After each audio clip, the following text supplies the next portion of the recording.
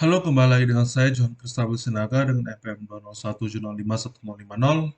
Kali ini kita membahas tugas 9 dari teori bahasa dan otomata, yaitu konteks free language dan membahas kuis. Langsung saja kita mulai.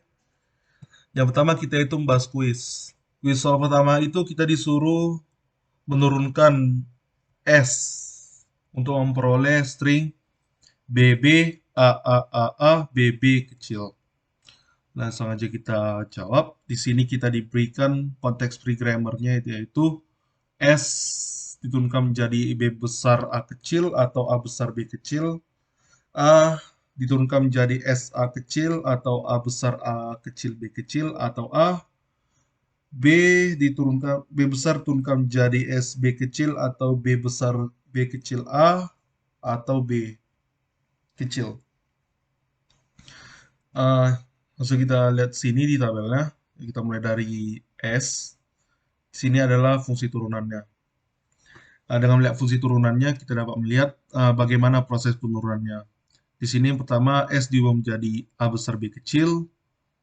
Lalu di sini A besarnya diubah menjadi A besar A kecil B kecil. Lalu di sini lalu lanjutnya A ini diturunkan lagi menjadi S A kecil. Lalu S-nya diturunkan lagi menjadi B besar A kecil. Lalu B-nya diturunkan menjadi B besar B kecil A kecil. Lalu yang terakhir itu B besar diturunkan menjadi B kecil. Dengan 6 kali penurunan S, kita mendapatkan string yang kita cari yaitu BB BB. Selanjutnya kuis soal 2. Di sini kita disuruh membuktikan bahwa tata bahasa bebas konteks itu merupakan ambigu dengan mencari string BB, A. Konteks free grammar yang diberikan pada kita itu adalah S diturunkan menjadi A kecil B besar atau B kecil A besar. A besar diturunkan menjadi A kecil atau A kecil S atau B kecil A besar. Lalu ada B besar turunkan menjadi B kecil atau B kecil S atau A B kecil B kecil. Nah, di sini seperti kuis pertama kita mulai dari S. Di sini ada 2 pohon turunan untuk membuktikannya. Seperti yang kita lihat di 3 turunan pertama, pohon turunan 1 dan 2 itu sama. Namun saat kita masuk ke turunan kedua, di turunan keempat, di sini di turunan keempat fungsi turunannya itu B diturunkan menjadi B besar turunkan menjadi B kecil, dan di turunan 2 B besar diturunkan menjadi B kecil S. Dengan perbedaan ini pada turunan keempat, turunan kelima, fungsi turunan kelima sampai ke 10 dari pohon turunan 1 dan pohon turunan 2 menjadi berbeda. Terjadi perpisahan atau terjadi pembagian menjadi 2 derivasi. Namun, uh, walaupun terjadi perbedaan atau perpecahan atau pembagian, pohon turunan 1 dan pohon turunan 2 sama-sama mendapatkan string yang kita cari, yaitu A kecil A. Dengan demikian, tata bahasa bebas konteks itu terbukti ambigu. Selanjutnya kita masuk ke tugas 9.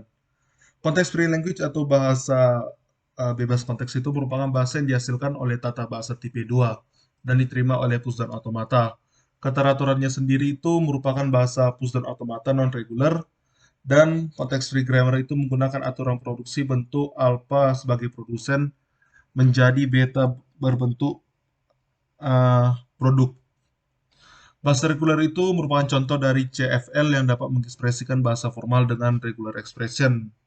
Dengan menambahkan fitur, bahasa regular dapat mengenali bahasa yang tidak dikenal oleh regex formal. Bahasa regular dan FSA itu dapat modelkan komputasi bermemori kecil. Contoh, menghidupkan lampu dengan satu saklar. Kita mulai dengan lampunya dalam keadaan hidup. Dengan tombol saklar dia akan mati, tekan lagi dia akan hidup. Selanjutnya ke masuk ke derivation tree atau pohon turunan. Pohon turunan itu merupakan representasi grafis untuk melihat turunan dari suatu produksi konteks free grammar dan berguna untuk menggambarkan tata cara mendapatkan suatu string dengan cara menurunkan simbol variabel menjadi simbol terminal. Contoh turunannya itu seperti ini. Selanjutnya yang terakhir itu adalah tata bahasa ambigu. Tata bahasa ambigu atau ambiguous grammar itu merupakan tata bahasa bebas konteks yang memiliki lebih dari satu derivasi atau lebih dari satu pohon cabang.